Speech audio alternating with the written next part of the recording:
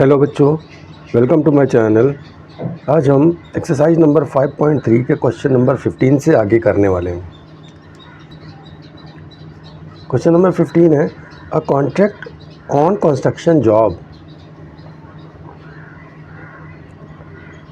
Specifies a penalty for delay of completion beyond a certain date as follows: rupees 200 for the first day, rupees 250 for the second day, rupees 300 for the third day, etc.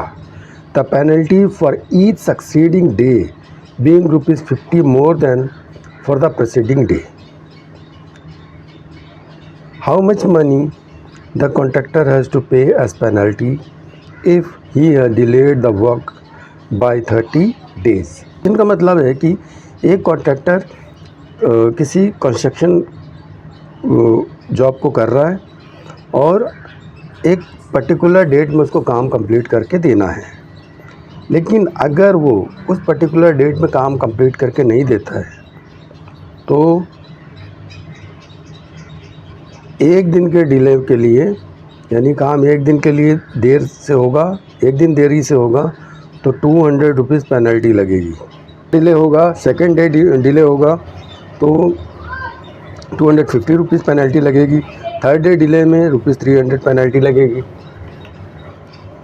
Fourth day delay में इसमें 50 rupees और add होगा। मतलब हर एक दिन जो delay होता रहेगा उसमें जो भी एक दिन डिले का जो भी पेनल्टी है, दूसरे दिन सेकंड डे के डिले में 50 रुपीज़ ऐड होता रहेगा, नेक्स्ट डे के डिले में 50 रुपीज़ ऐड होता रहेगा। तो इस तरह से ये ए हो जाता है, ये A2 हो जाता है, ये A3 हो जाता है, इस तरह का ये AP बनेगा। और यहाँ पर है penalty for each succeeding day being rupees 50 more than for the preceding day. मतलब दूसरे दिन जो डिले होगा उसमें 50 रुपीज़ और ऐड होगा, मतलब ये 50 रुपीज़ ऐड होता रहेगा। तो ये क्या हो जाएगा, ये कॉमन डिफरेंस हो जाएगा 50, ठीक है। और how much money the contractor has to pay penalty if he has delayed the work by 30 days. अगर 30 डेज़ का डिले करेगा तो कितनी पेनल्टी हो जाएगी, तो ये क्या हो जाएगा, ये नंबर ऑफ़ टर्म्स हो जाएंगे 30। तो हम इसका पहले स्टेटमेंट लिखेंगे। इसका ए हो जाएगा, यानी A1 बोल सकते हैं, A is equal to 200 first delay में, सेकेंड डिले में A2 250 और A3 थर्ड डिले में 300। इस तरह से हो रहा है। तो AP क्या बन रहा है, AP बन रहा है 200, 250, 300 एंड सो ऑन। और यहाँ पर कितने टर्म्स हैं, 30 टर्म्स हैं टोटल, ठीक है। जब इस तरह का AP होगा तो A क्या हो जाएगा 200 और D क्या हो जाएगा 250 माइनस 200, 50 रुपीज़, या बोला भी उसमें है कि प्रीसीडिंग डे से 50 रुपीज़ का और पेनल्टी लगेगी, ठीक है। A हो गया, D हो गया, N हो गया, N इज़ इक्वल टू 30। तो इसमें हमको टोटल पेनल्टी बताना है, 30 डेज़ की टोटल पेनल्टी कितनी लगेगी। तो इसका मतलब है कि सम ऑफ n टर्म्स बताने हैं, ठीक है। तो SN का फार्मूला यूज़ होगा, SN is equal to N/2 2A plus N-1 D bracket close. तो SN मतलब S30 is equal to N क्या है 30/2, 2 into A is 200 plus N तो 30 है, 30 माइनस 1 और D 50, ये हो जाता है। तो ये हो जाएगा 2 से डिवाइड हो जाएगा, ये 2 से डिवाइड होगा 15 हो गया ब्रैकेट में, 200 टू जा 400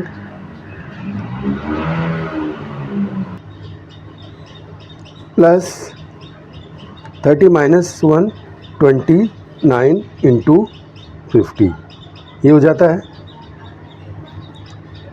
तो नेक्स्ट सॉल्व करते हैं, ये हो जाएगा 15 ब्रैकेट में क्या हो जाएगा 400 प्लस 50 को 29 में मल्टीप्लाई करते हैं 0, 5 9 जा 45, 4 5 2 जा 10, 4 14। अब S30 क्या हो जाएगा, सम ऑफ 30 टर्म्स 15 इंटू, अब ये दोनों मल्टीप्लाई ऐड कर लेंगे 400 और 1450, 1850 ये हो जाता है। अब इसको 15 से मल्टीप्लाई करेंगे तो आएगा 27,750। तो ये सम ऑफ 30 टर्म्स हो जाएगा। इसका मतलब ये है कि 30 डेज़ के डिले में उसको कितना पेनल्टी देना पड़ेगा, ₹27,750 पेनल्टी उसको देना पड़ेगा 30 डेज़ के वर्क डिले में। ओके, अब क्वेश्चन नंबर 16 देखिए बुक में। A sum of ₹700 is to be used to give 7 cash prizes to students of a school for their overall academic performance. 700 rupees को 7 स्टूडेंट्स में कैश प्राइज़ के रूप में दिया जाना है। If each prize is ₹20 less than its preceding price. अगर और हर एक प्राइस जो है वो अपने प्रेसिडिंग प्राइस से ₹20 लेस है।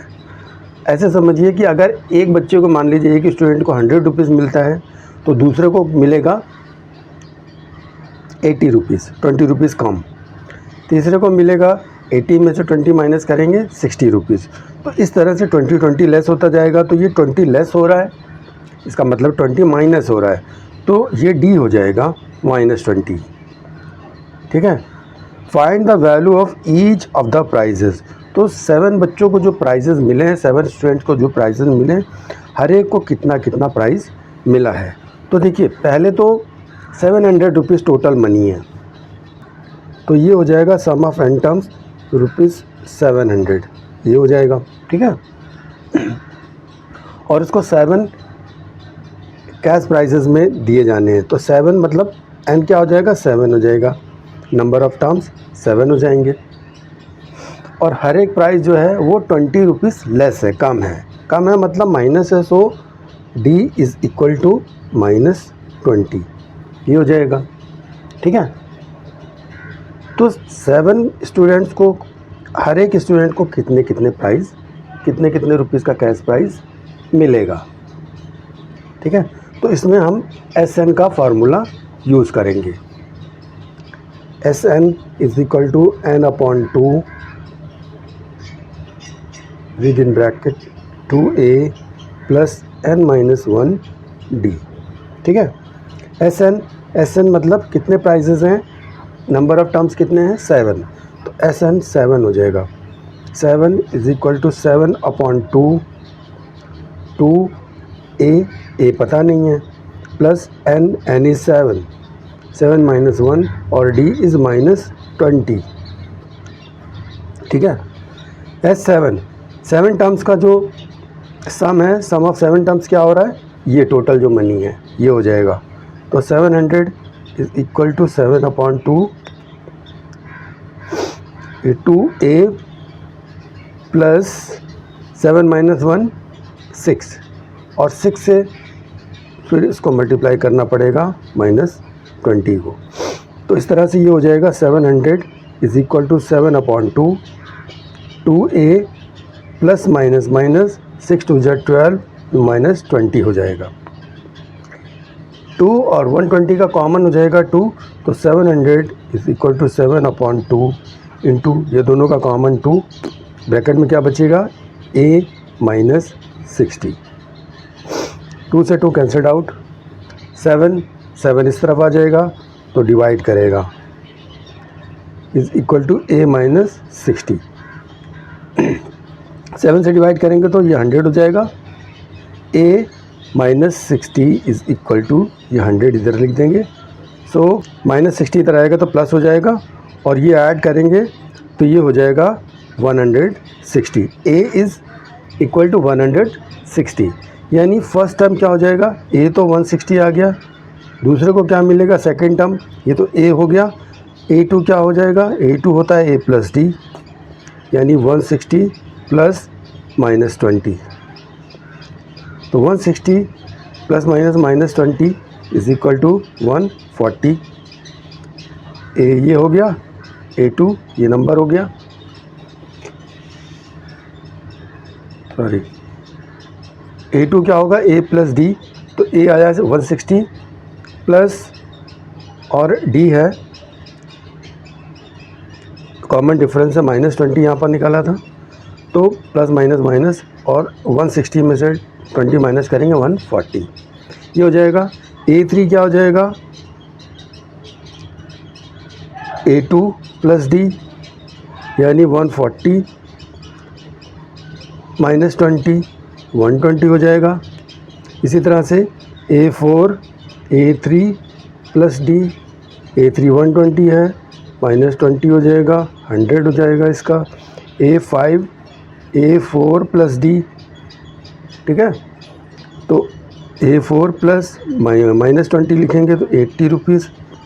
इसी तरह से a6 a5 प्लस डी हो जाएगा, a5 80 है माइनस 20 इक्वल टू 60, और a7 a6 प्लस डी होता है, a6 60 है minus 20 is equal to 40।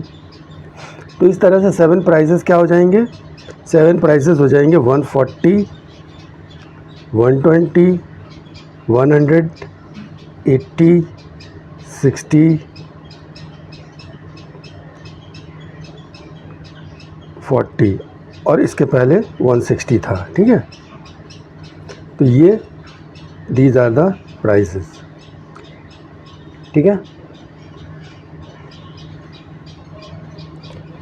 Now question 17 is, in a school students thought of planting trees in and around the school to reduce air pollution.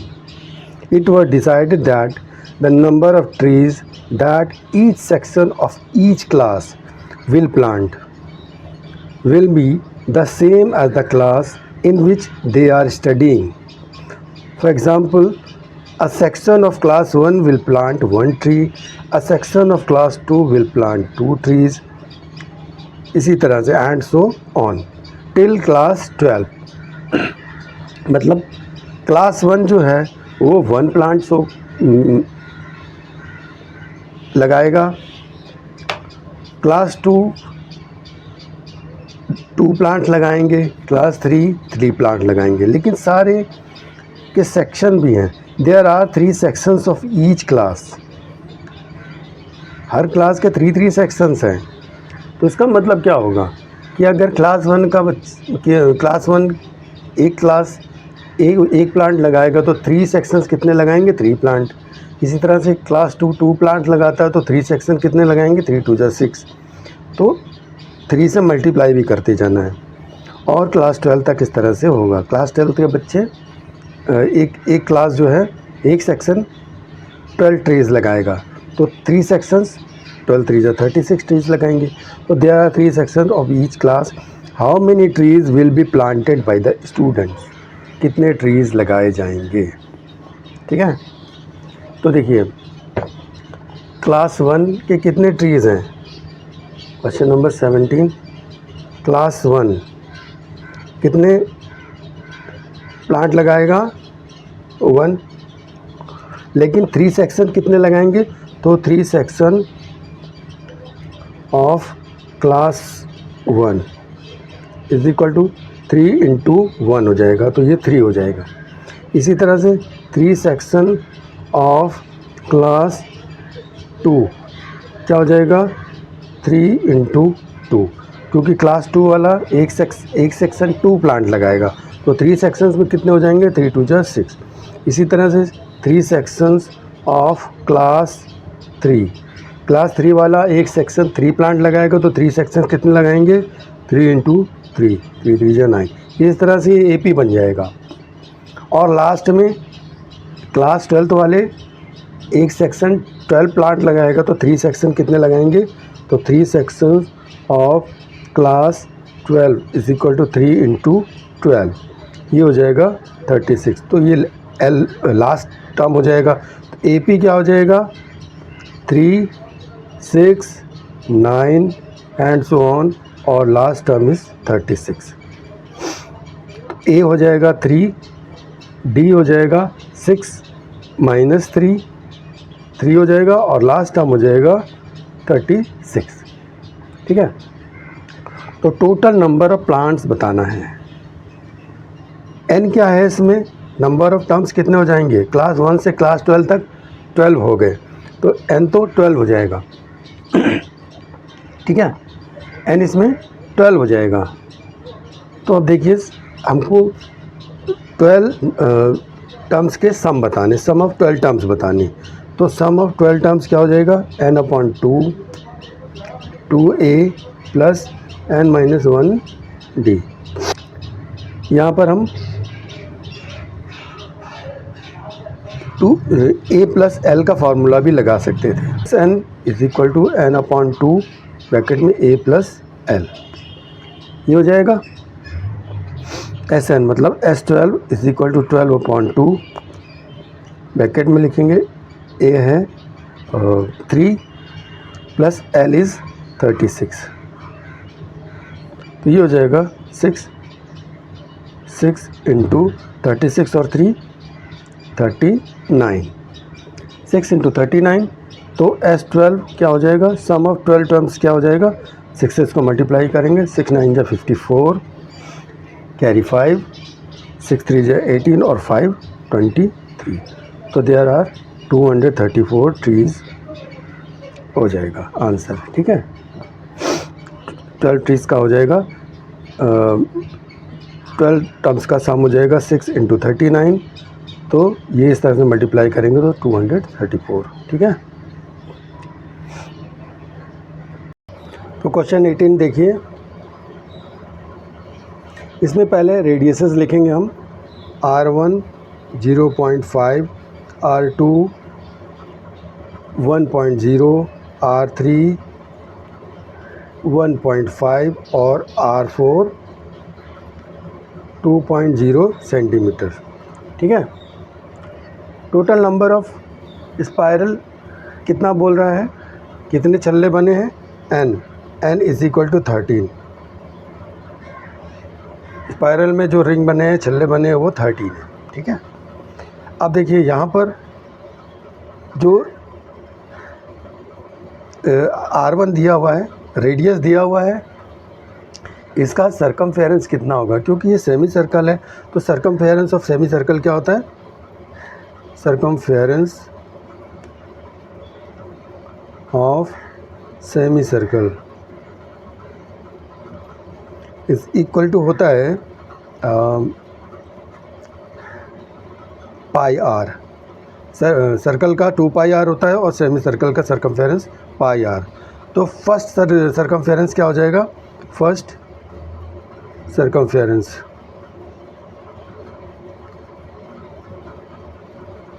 Pi are, मतलब pi into are क्या है, 0.5 है, तो उसको हम क्या लिख सकते हैं, पाई इंटू 0.5 अपॉन 1, पाई आएगा तो 0 लगेगा, पाई हटा के पॉइंट हटा के 0 लगेगा नीचे, 5 1 जा 5, 5 2 जा 10, तो पाई 1 जा पाई अपॉन 2। फर्स्ट सरकमफेरेंस ये हो जाएगा, तो ये क्या होगा, ये ए हो जाएगा, ये ए बोलेंगे इसको। ठीक है, सेकंड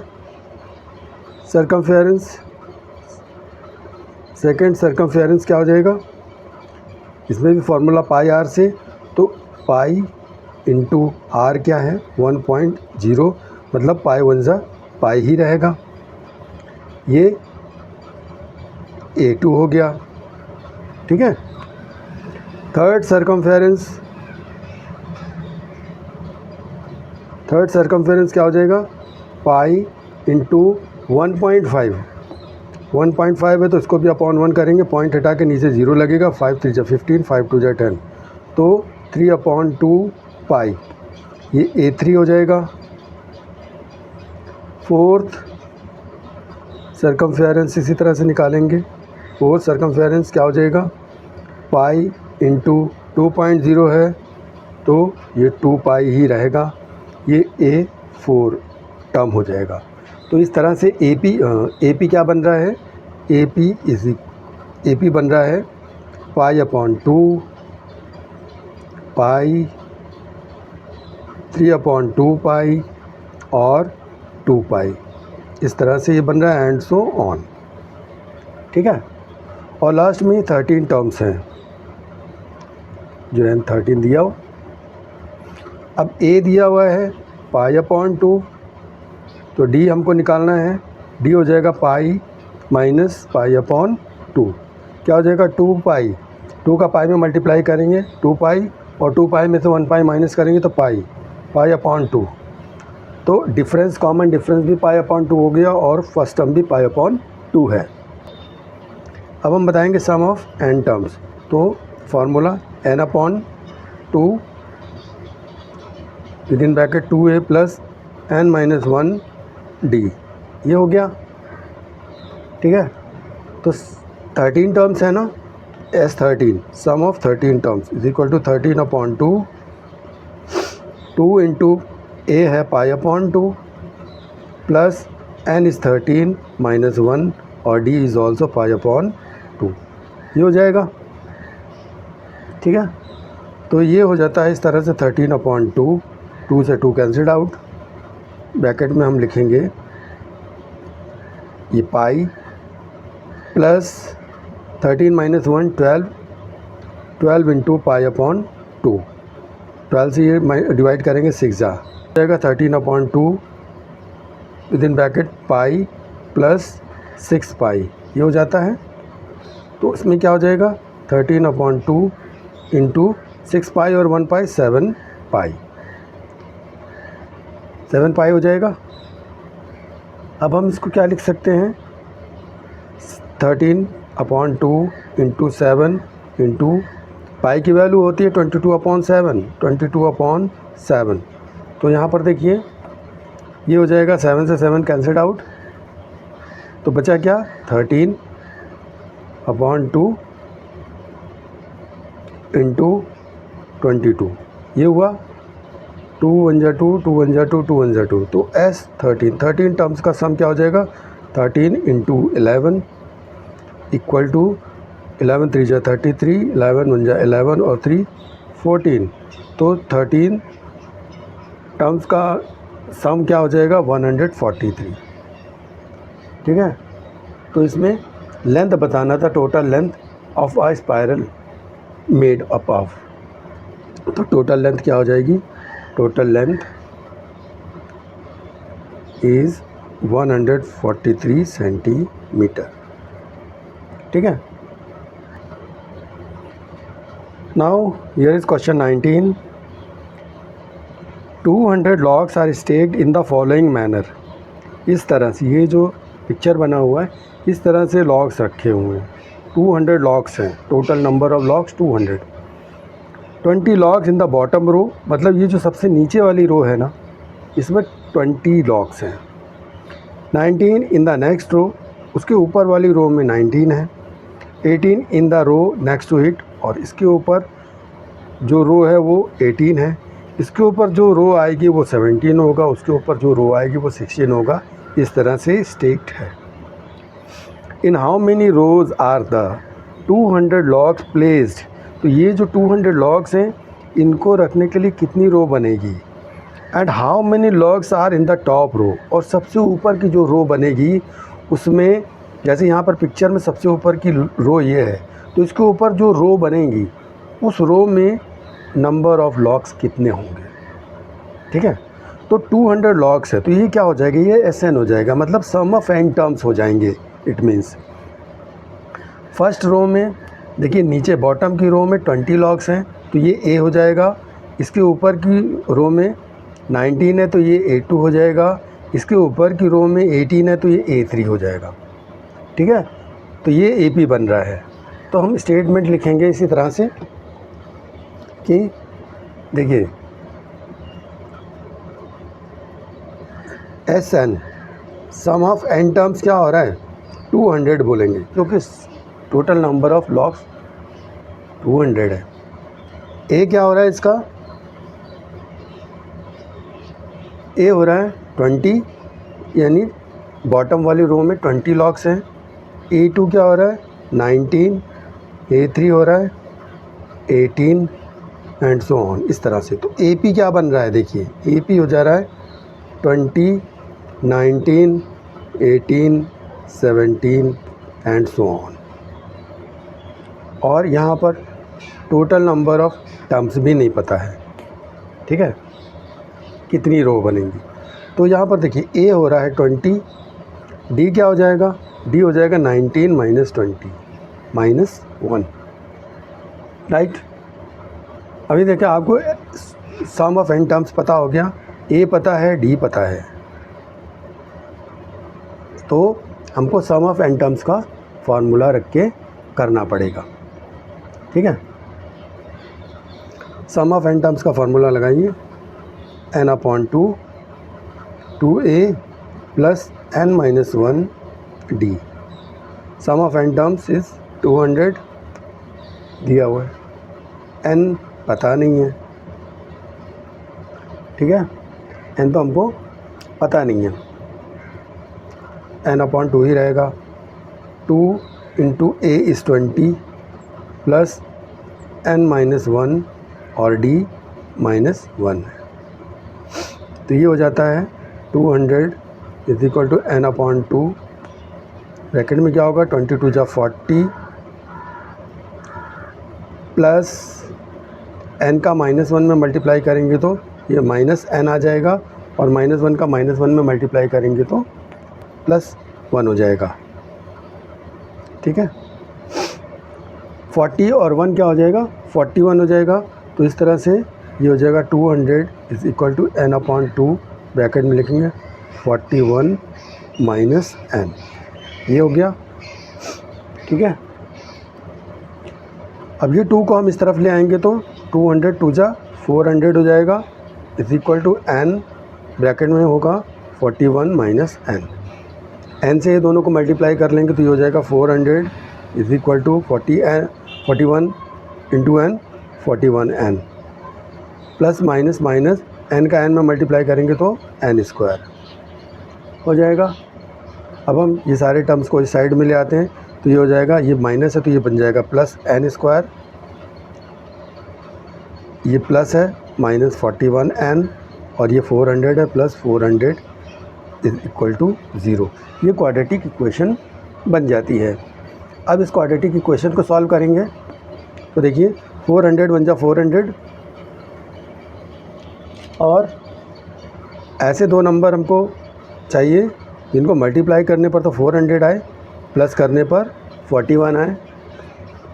तो ऐसे दो नंबर होते हैं, 16 को अगर हम 25 से मल्टीप्लाई करते हैं तो 400 आता है, और 16 और 25 को ऐड करते हैं तो 41 आता है।